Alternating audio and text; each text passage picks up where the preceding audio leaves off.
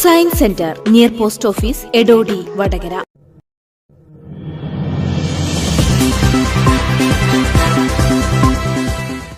Ration സമ്പ്രദായം കാര്യക്ഷമമാക്കുക. Direct payment system നടപ്പിലാക്കി ration കടകളെ തകർക്കാനുള്ള കേന്ദ്ര സർക്കാർ നീക്കം ഉപേക്ഷിക്കുക. റേഷൻ കടകളിൽ അരിയും ഭക്ഷ്യസാധനങ്ങളും ഉടൻ എത്തിക്കുക തുടങ്ങിയ ആവശ്യങ്ങളുയർത്തി വില്യാപ്പള്ളി മണ്ഡലം കോൺഗ്രസ് കമ്മിറ്റിയുടെ നേതൃത്വത്തിൽ സായാഹ്ന ധർണ സംഘടിപ്പിച്ചു. അമരാവതിയിലെ റേഷൻ ഷാപ്പിന് മുന്നിൽ നടത്തിയ ധർണാ സമരം KPCC secretary advocate I Moosa ഉദ്ഘാടനം ചെയ്തു. ഇപ്പൊ നമ്മൾ പത്രങ്ങളിൽ വായിച്ച ഒരു റിപ്പോർട്ടുണ്ട്. എന്താ ആ റിപ്പോർട്ട്? നമുക്ക് റേഷൻ കടയിൽ സബ്സിഡി ലഭിക്കുന്ന അർഹരായ ആളുകൾക്ക്, BPL കാർഡ് ഉടമകൾക്ക്, അങ്ങനെയുള്ള അർഹരായവർക്ക് നമുക്ക് സാധനങ്ങൾ വാങ്ങിക്കുമ്പോൾ, അരി വാങ്ങിക്കുമ്പോൾ, ഗോതമ്പ് വാങ്ങിക്കുമ്പോൾ, പഞ്ചസാര വാങ്ങിക്കുമ്പോൾ നമുക്ക് സബ്സിഡി ലഭിക്കുന്നു. എന്നാൽ പിണറായി സർക്കാർ ഒരു പുതിയ തീരുമാനമെടുക്കാൻ പോകുക.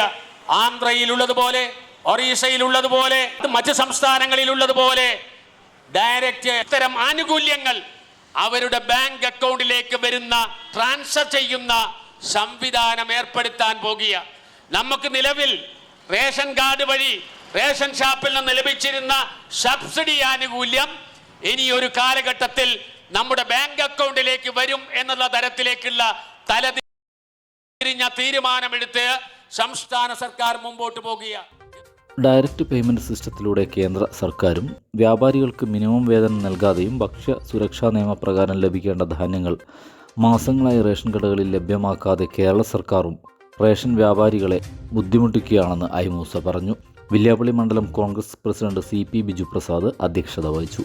Block Congress president PC Sheeba, T Bhaskaran, V Chandran, N Sankaran, Ponnarath Murali, V Muraleedharan, Sheela Padmanabhan, NB Prakash Kumar, VK Balan, Chandran Kuttiyil, Raveendran PTK എന്നിവർ സംസാരിച്ചു. രഞ്ജിത്ത് കുമാർ VK സ്വാഗതവും ഹരിദാസ് VP നന്ദിയും പറഞ്ഞു. പ്രതിസന്ധികളിൽ അടപ്പെടുന്ന ഒരു സാഹചര്യത്തിലാണ് ഇത്തരത്തിലൊരു സമരവുമായിട്ട് ഞങ്ങൾ മുന്നോട്ട് വന്നിട്ടുള്ളത്.